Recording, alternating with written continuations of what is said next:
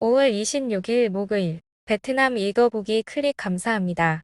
출처 명시한 팩트만 전해드립니다.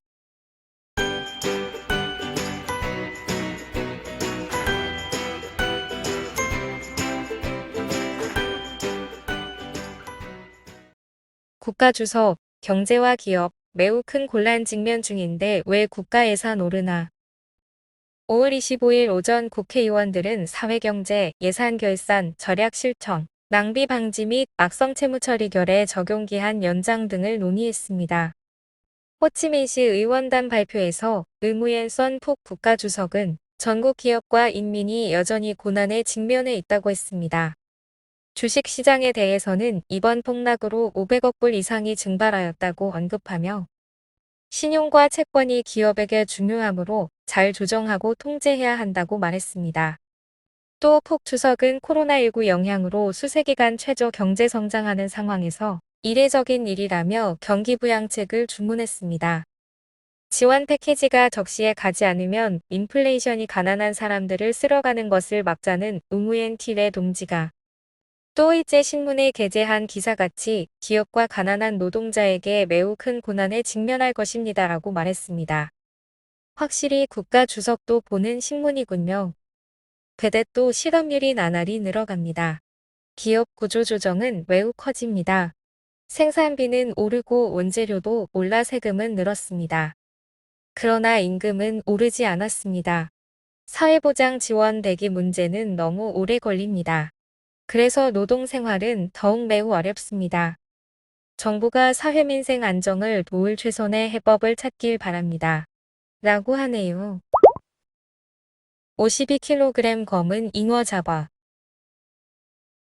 얀빙현 팅흥마을 사는 부이 반칭씨는 탁바 수력발전소 저수지로 배를 몰아 52kg의 검은 잉어를 잡았습니다. 5월 25일 16시 45세의 칭씨는 200m 높이 5m 그물을 쳤고 물고기가 수면까지 올라왔을 때 너무 커서 혼자서 못 잡아 놓아줬다고 합니다. 집에 가서 3명을 더 불러와 약 3시간을 끌어올려 4명이 잉어를 무트로 가져올 수 있었습니다. 이 지역에서 20년 넘게 처음 있는 일이라며 킬로당 16만 동에 판매하여 총 800만 동에 판매했습니다.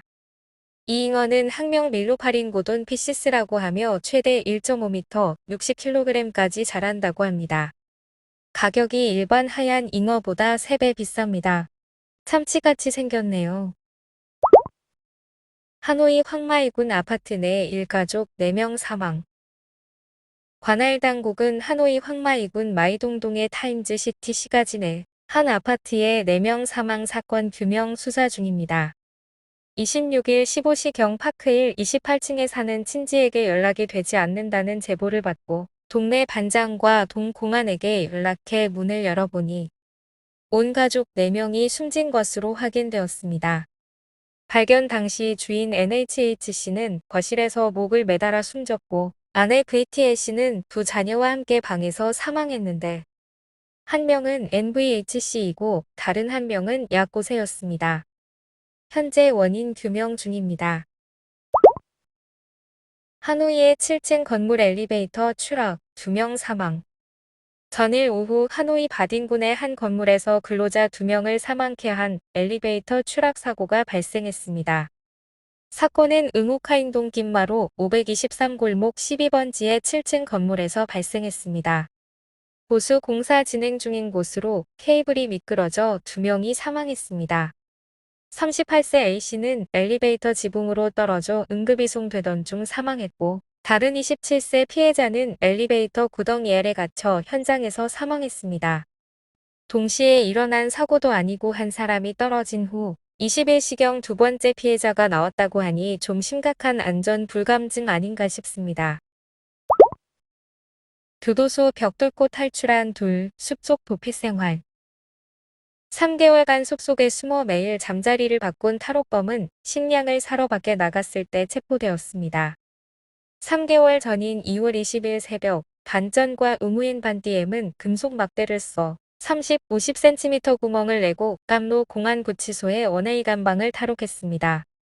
저는 메스암페타민 21kg 운반 소지 혐의, DM은 불법 마약 소지죄로 5년형을 선고받아 집행 대기 중이었습니다. 두 탈옥범을 잡기 위해 깜로 공안은 수백의 군인과 많은 검문소를 설치하여 라오스 국경까지 군대를 배치했습니다. 또한 그들의 가족과 접촉할 것을 확신했으나 그런 움직임을 보이지 않았습니다. 5월 초 정찰대는 짠과 DM이 당농현 발롱마을에 은신한 것으로 의심된다는 제보를 받았습니다. DM은 먹을 것을 사기 위해 몇 번 잡화점에 나타났습니다. 5월 12일 DM이 왓쌀 5kg과 돼지고기 2kg을 사고 숲으로 돌아가는 길에 주민의 공포와 소란을 피하기 위해 한적한 곳에서 몰래 그를 체포했습니다. 그들의 은신처는 식품점에서 약 2에서 3km 떨어진 곳으로 숲에 접해 있습니다. 그들은 돼지고기를 사서 얇게 썰어 플라스틱 병에 넣고 소금에 절인 후 조금씩 먹었습니다. 불을 제한적으로 쓰고 움직일 때 소리 내지 않고 흔적을 남기지 않기로 했다고 합니다. 유리로 얻은 숯은 저장하고 밤에잎으로 연기를 만들어 모기를 퇴치했습니다.